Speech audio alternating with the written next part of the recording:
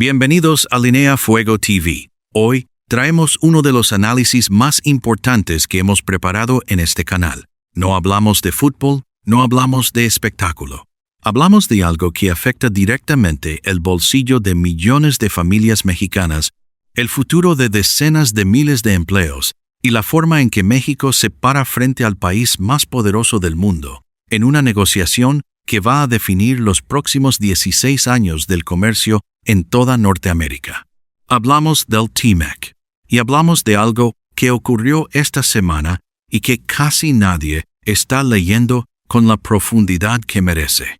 Quédense, esto va a ser largo, detallado y con fechas exactas, porque en este tipo de temas, los detalles son todo. El 1 de junio, Marcelo Ebrard firmó una carta. Se la mandó directamente a Jamieson Greer, el representante comercial de Estados Unidos. El mensaje de México fue claro, sin rodeos, sin lenguaje diplomático ambiguo. México quiere extender el tratado 16 años más, hasta 2042. Un día después, Canadá hizo exactamente lo mismo. Dominic LeBlanc, el ministro canadiense de Comercio, escribió su propia carta y la mandó a los mismos destinatarios. El contenido fue casi idéntico al de México. El tratado es profundamente beneficioso para nuestros países y para la economía integrada de Norteamérica. Queremos continuidad.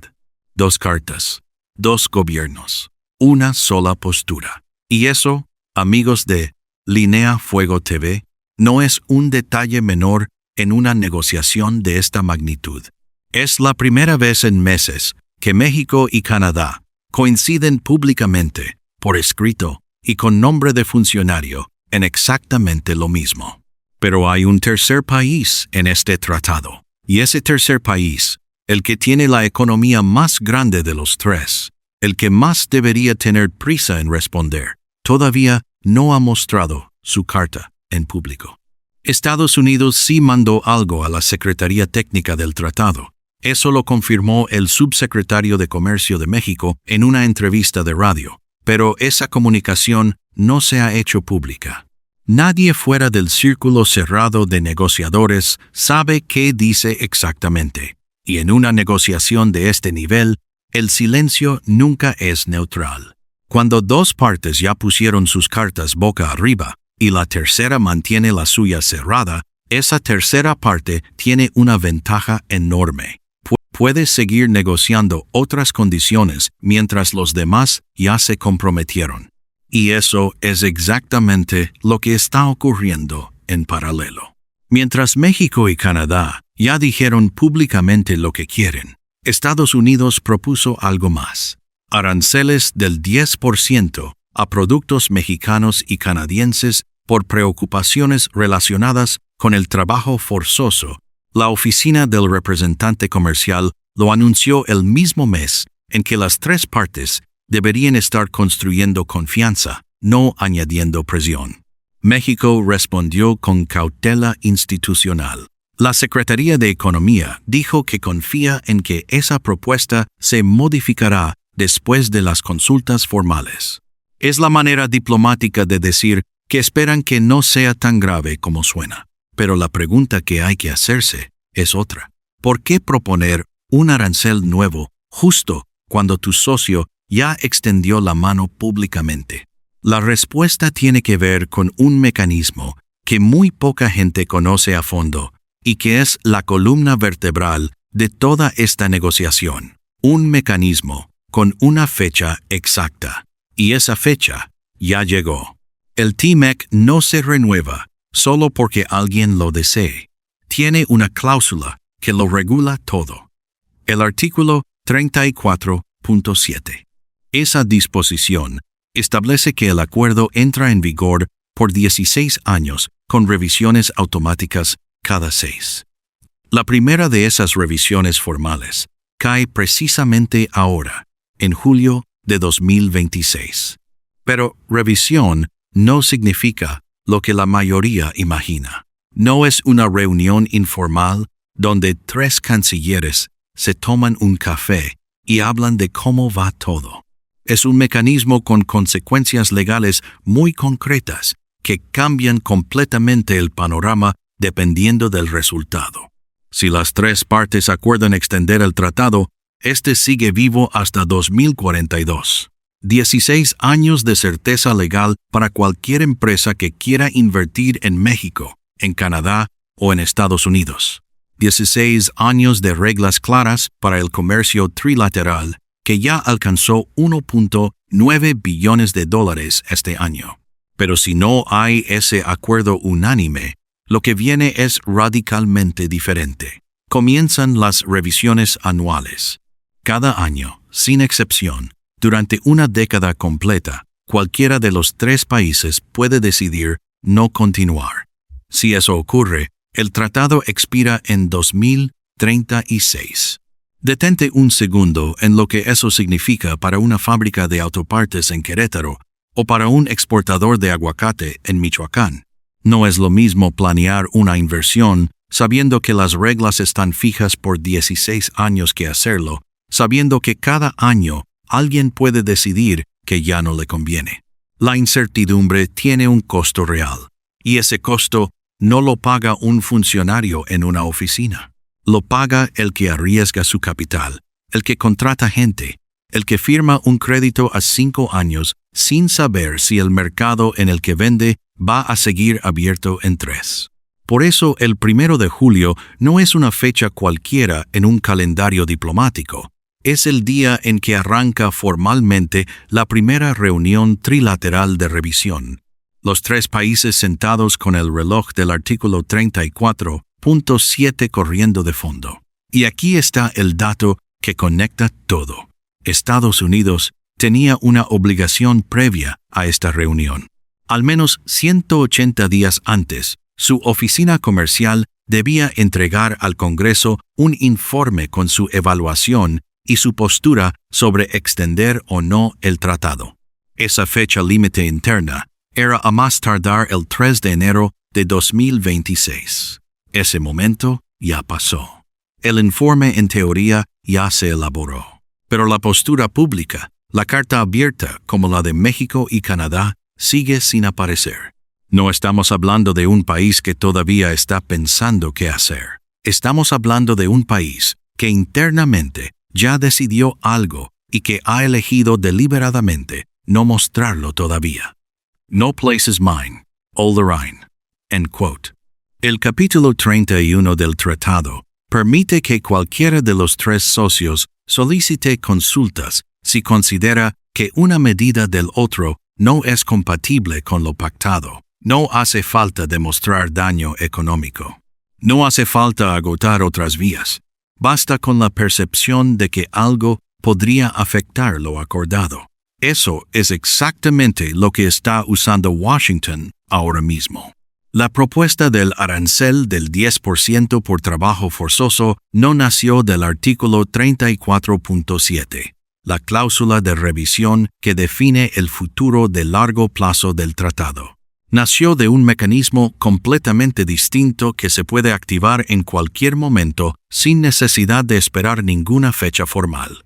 ¿Por qué importa esa diferencia? Porque mientras México y Canadá están jugando el juego de largo plazo, comprometiéndose públicamente a 16 años de continuidad, Estados Unidos está usando simultáneamente una herramienta de presión de corto plazo que genera urgencia y que obliga a sentarse a discutir condiciones nuevas, justo cuando la conversación debería ser sobre extender lo que ya existe. Son dos partidas distintas en el mismo tablero. Una donde Washington parece comprometido con el futuro del tratado y otra donde simultáneamente sube la presión arancelaria para sacar concesiones antes de comprometerse a nada por escrito. El calendario de esa presión es revelador. La Oficina Comercial de Estados Unidos recibirá comentarios públicos sobre esos aranceles hasta el 6 de julio. La audiencia está fijada para el 7 de julio, es decir, exactamente en los días posteriores a la reunión trilateral del 1 de julio. El arancel queda flotando sobre la mesa de negociación como una espada que puede bajar o no, dependiendo de cómo se comporten México y Canadá en esos primeros días de conversación. Eso no es coincidencia de calendario. Es una palanca colocada con precisión milimétrica en el momento exacto en que más duele. Pero el arancel del 10% por trabajo forzoso no es ni de lejos el más grave de los que ya pesan sobre México. Hay otro más antiguo, más profundo y con consecuencias ya documentadas en empleos reales. Desde junio de 2025, México perdió la excepción que había mantenido durante años en el comercio de acero y aluminio con Estados Unidos. La sección 232, una ley completamente distinta a la que regula el TMEC, una que no depende de ningún tratado comercial, permitió a Washington imponer un arancel del 50%, no 10%. 50. Eso significa que una empresa siderúrgica mexicana que vende acero a un comprador en Texas paga hoy la mitad del valor de esa venta solo en impuesto de entrada, no en logística, no en flete, en impuesto puro. Los resultados en números concretos fueron devastadores. Las exportaciones mexicanas de acero hacia Estados Unidos cayeron más del 50%. La producción nacional de acero terminado bajó 8,1% en 2025 hasta 16,8 millones de toneladas. El sector terminó operando al 55% de su capacidad instalada, un nivel que el propio presidente de la Cámara Nacional de la Industria del Hierro y el Acero calificó públicamente como crítico. Y detrás de esos porcentajes hay personas reales. El sector calculó que 90,000 empleos directos quedaron en riesgo. No es una cifra de comunicado de prensa.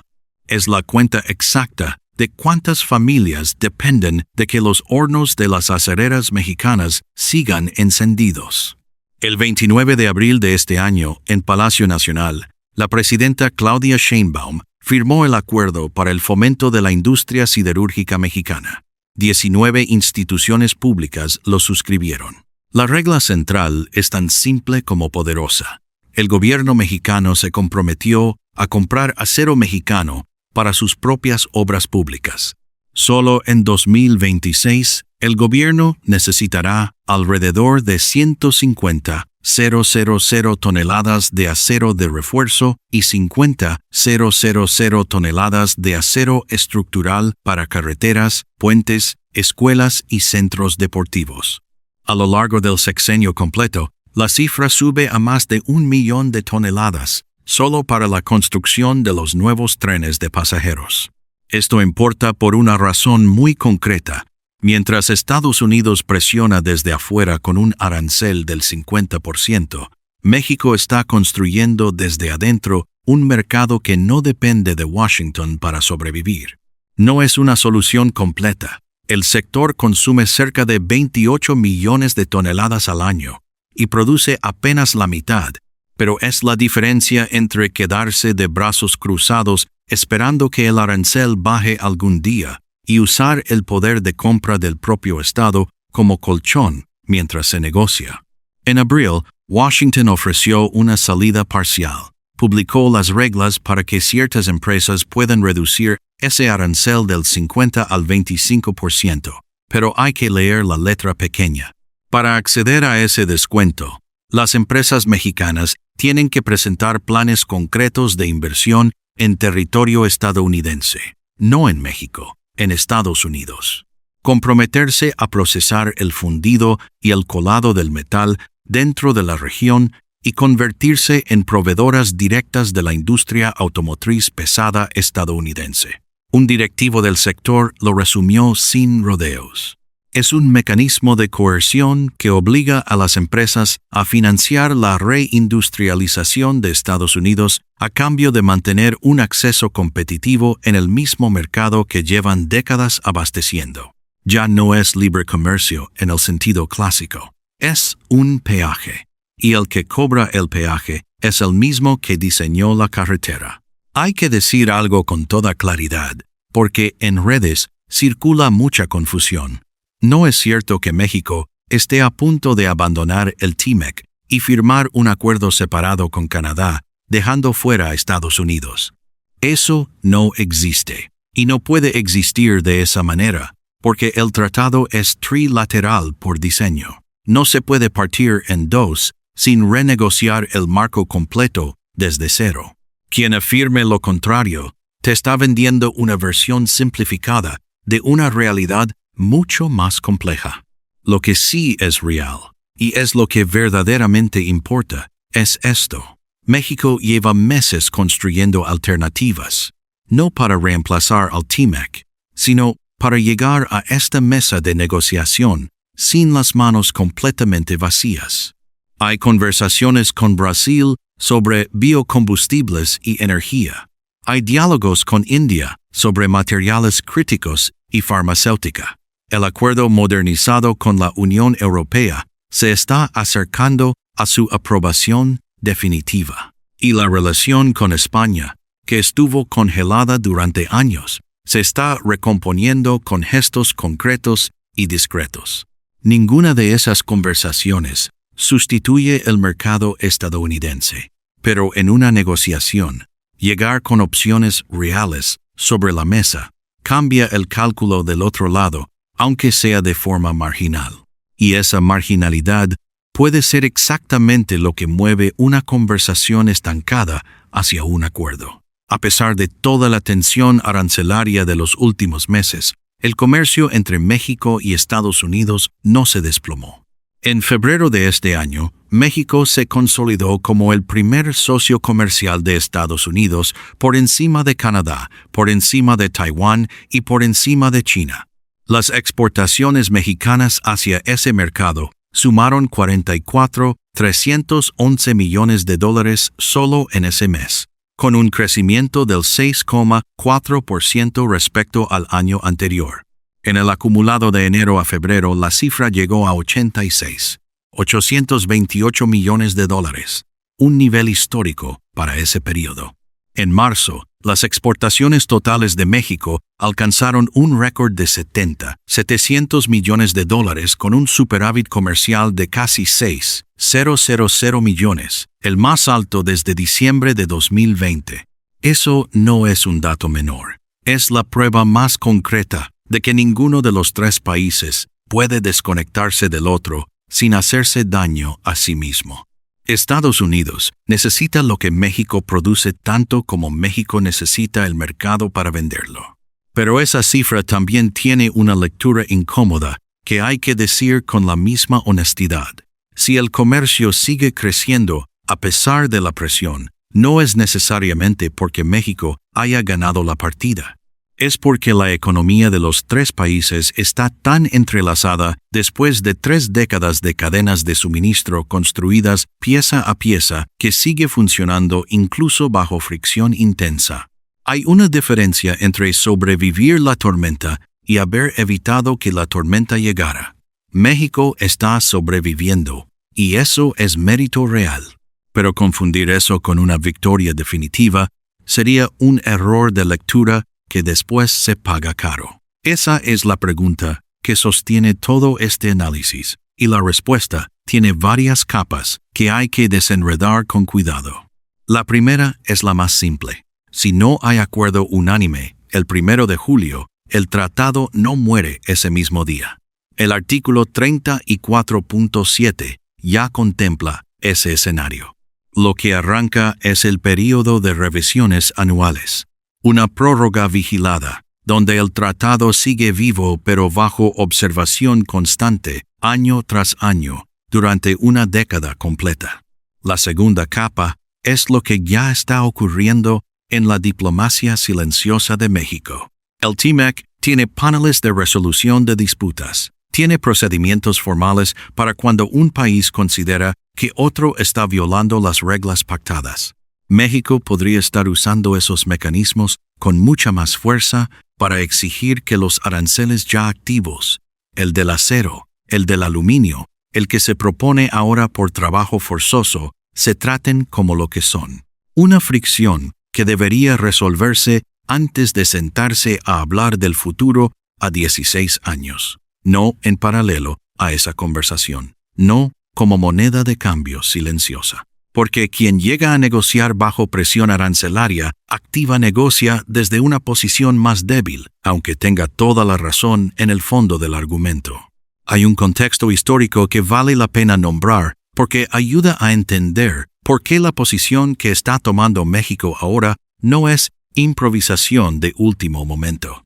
Cuando se negoció el tratado original en los años 90 y cuando se renegoció en 2018, México llegó a esas mesas en una posición de mayor dependencia comercial que la que tiene hoy. La diferencia esta vez es que México llega siendo, con cifras verificadas, el primer socio comercial de Estados Unidos por encima de cualquier otro país del mundo. Esa posición no se construyó de la noche a la mañana. Se construyó con récord de exportación mes tras mes, incluso en medio de la presión arancelaria más intensa de los últimos años. El 1 de julio ya está aquí. La reunión trilateral arranca, y por primera vez en meses, 2 de los 3 países llegan con su postura firmada, pública y sobre la mesa.